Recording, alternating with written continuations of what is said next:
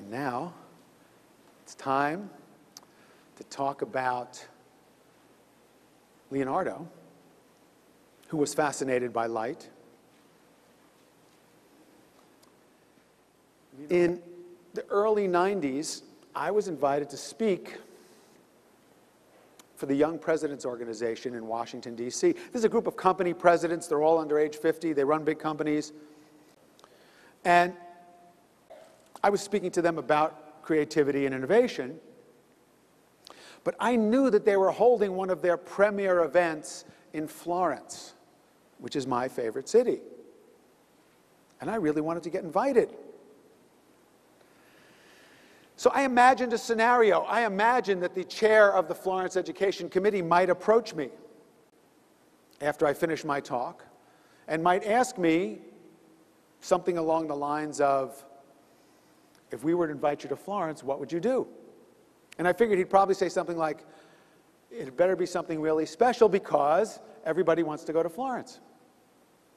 Well, you ever have anything happen like that where you picture a scenario and it happens exactly as you imagined it? I finished my talk in D.C. on creativity and innovation. Gentleman approaches me, says, I'm the education chair for Florence. If we were to invite you to Florence, what would you do? It would have to be something really special because everybody wants to go to Florence. Well, I looked him right in the eye and I said, how about how to think like Leonardo da Vinci? And he said, can you really do that? And I said, sure. This is what we call the chutzpah principle of intelligence. I had 6 months to make it up. But this was perfect because it was a chance to immerse myself in my childhood hero. So I went to the place where Leonardo was born. And I went to the place where he died. And I literally walked his footsteps and aimed to look at the world from his point of view. I traveled to the great museums in the world where I could witness his works, and I contemplated them. I read his notebooks over and over again. I read the scholarly works about him. I started dreaming about him, and from those dreams, 7 principles emerged. But the truth is, I tried to find an 8th principle and couldn't be done. I tried to consolidate down to 6. There are 7 principles for thinking like Leonardo da Vinci, irreducible and complete. Scholars criticize Leonardo because in his journals, he would sometimes go from one subject to another, from the refraction of light to the flight of a bird to the flow of water. And then on the same page, he would write down a funny story that he heard. He'd even put a shopping list, definitions of vocabulary words. And the scholars said, this guy's so disorganized. How come there's no table of contents? Where's the index? Because what you're looking at is a mind that's completely free, that can move from one subject to another and make connections that no one had ever made before.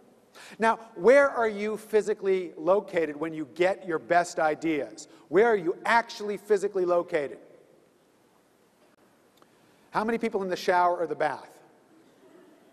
How about driving in your car? Out in nature? 4 o'clock in the morning when you wake up? Well, these are the most common answers to people all over the world. They don't get them in the office. What's happening at 4 o'clock in the morning or driving your car in the shower that tends not to happen when you're doing what you call work? You're thinking like Leonardo da Vinci.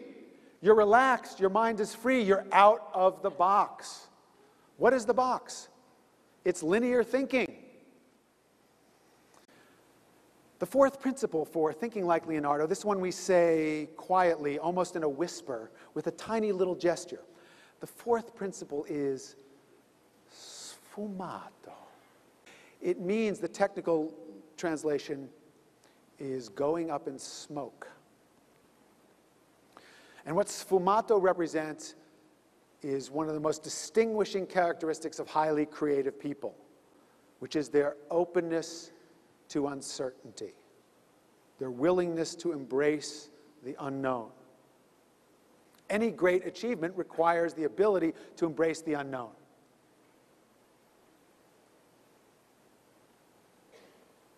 And to maintain perspective.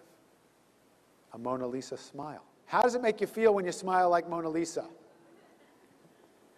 Well, I was working with a group of gifted children ages 8 to 11.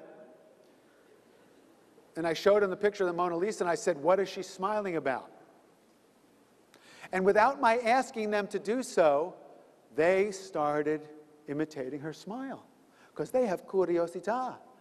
Dimostrazione, they want to figure it out for themselves through their own experience. Sensazione, they want to feel it with their actual senses. And sfumato, they're not afraid of the unknown. So one of the kids says, she's got a secret. And another kid says, yeah, she knows that everything has an opposite.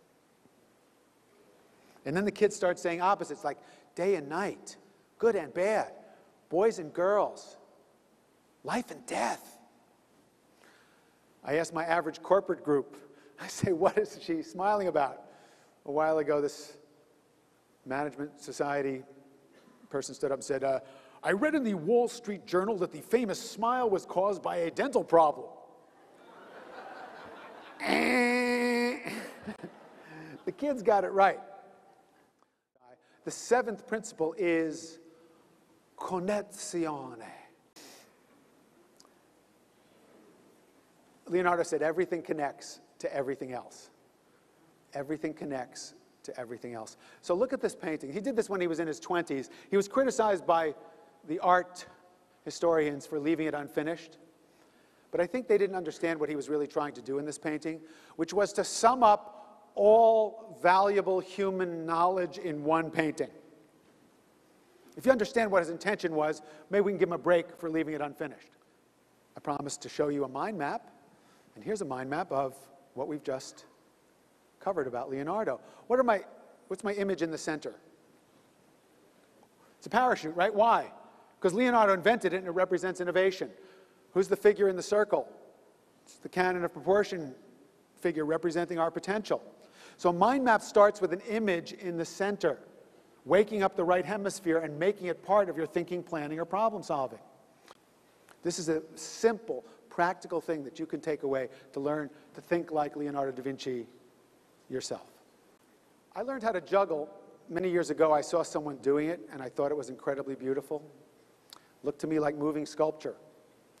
So I went up to this great juggler and I asked him to teach me. But it turned out he was not as good a teacher as he was a juggler, because you know what he told me? He said, take these 3 balls, throw them up, don't let any of them drop.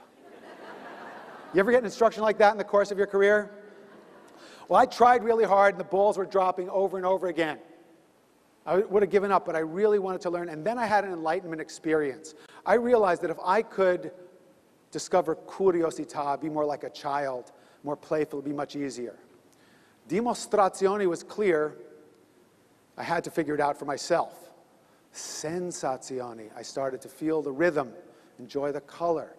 Sfumato, I realized that learning anything was a journey into the unknown.